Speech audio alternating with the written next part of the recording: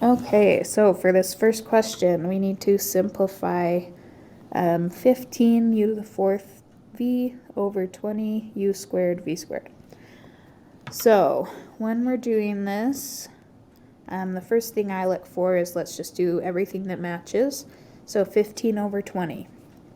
Now you can do that by hand or you can do it in the calculator. That simplifies to 3/4. Okay, if you do it by hand, you're just dividing each of those by 5, right? Get as small as you can, but again, do that in your calculator, and it'll make sure you simplify all the way.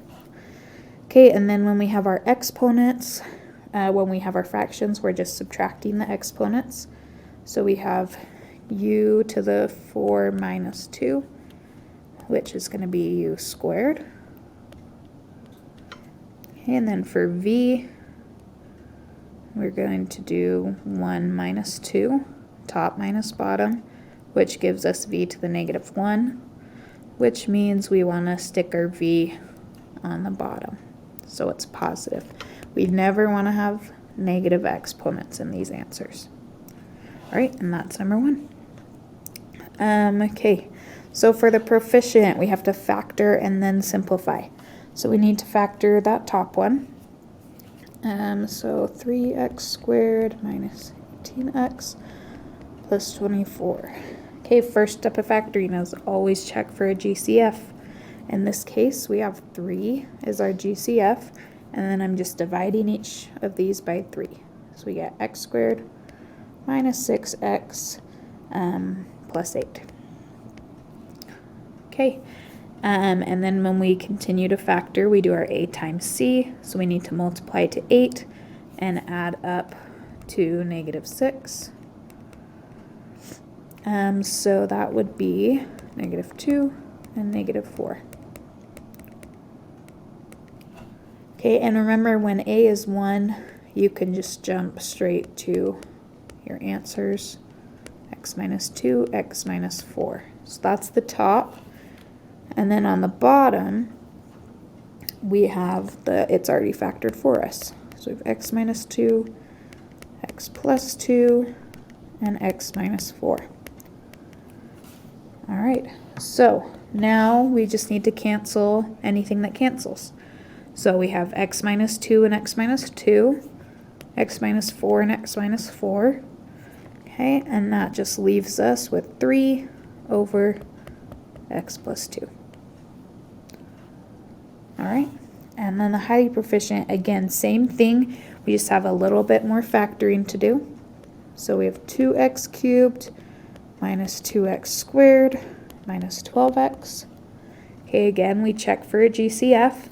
In this one, we have 2, and then we also have an x in every one, so we can pull an x out. Okay, we have x squared minus x minus 6 left. Okay, and again, we're just dividing all those by 2x. Okay, and then when we factor that x squared minus x minus 6, we need something that multiplies to negative 6, adds up to 1.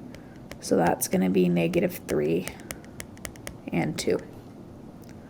Okay, so that's the top of our fraction.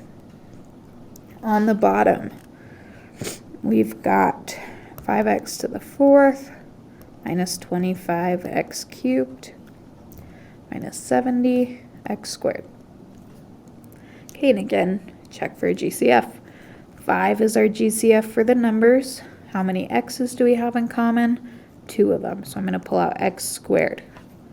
And we are left with x squared minus 5x.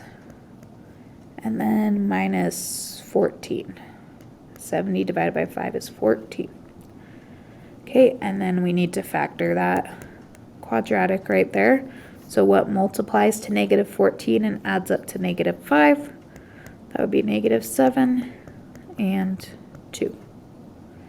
Okay, so I have 5x squared, x minus 7, and x plus 2. Okay, and then we can go ahead, now that we're all factored, and do our canceling. So we have an x plus 2 that cancels. X minus 3 and x plus 7 don't cancel. The 2 and 5 we can't simplify anymore. We do have these two x's to deal with though. So we have x over x squared. So a couple ways you can look at this.